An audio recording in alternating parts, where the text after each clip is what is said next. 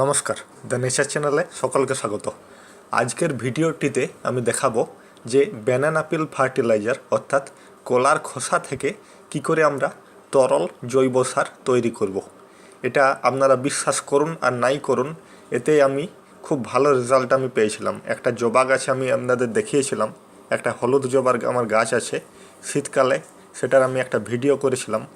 এবং এই কলার খোসা ভিজে জল থেকে যে আমি একটা খুব ভালো একটা রেজাল্ট পেয়েছিলাম, এই ব্যানানা পিল ফার্টিলাইজার ব্যবহার করে গাছটাতে আমি খুব ভালো রেজাল্ট পেয়েছিলাম। তো চলুন দেখে নিই কী করে ব্যানানা পিল ফার্টিলাইজার তৈরি করতে হয়। প্রথমে আমাদের পাকা কলার খোসা নিতে হবে, কাঁচা কলা নেওয়া চলবে না। পাকা কলার খোসা ছোট ছোট করে কেটে নিতে হবে প্রথমে। তারপর একটা বোতলে জল ভরে সেই বোতলের মধ্যে সেই টুকরোগুলোকে ফেলে দিতে হবে। এইবারে ঢাকনাটা লাগিয়ে কোনো একটা ছাওয়া জায়গার মধ্যে আমাদেরকে 1 সপ্তাহ বা 10 দিনের জন্য রেখে দিতে হবে। এবং মাঝে মাঝে একবার করে ঝাঁকিয়ে নিতে হবে বোতলটাকে, যাতে প্রত্যেকটা খোসাগুলি ভালো করে জলের সাথে মিশে যায়। এইরকম হয়ে যাওয়ার পর মোটামুটি 10 দিন পর আপনারা সেটাকে ছেঁকে নিয়ে, ওই জলটাকে ছেঁকে নিয়ে একটা পাত্রে রেখে দেবেন। যদি প্রয়োজন মনে হয় তার সাথে কিছুটা পরিমাণ জল অ্যাড করতে পারেন, না হলে এমনি যদি দিয়ে দেন গাছের মাটিতে, তাহলে খুব ভালো রেজাল্ট পাবেন।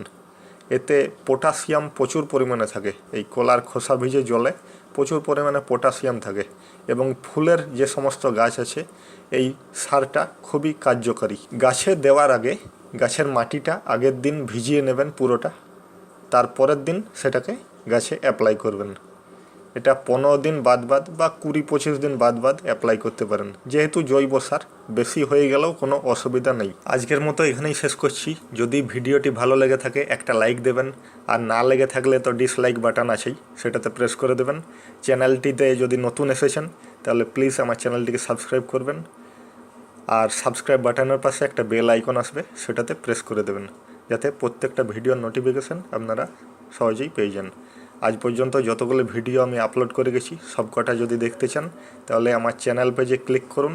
সেখানে ভিডিওস বলে একটা পেজ আছে, সেখানে প্রত্যেকটা ভিডিও দেওয়া আছে, বা অল ভিডিওস বলে একটা প্লেলিস্ট করা আছে আমার, সেখানেও প্রত্যেকটা ভিডিও দেওয়া আছে।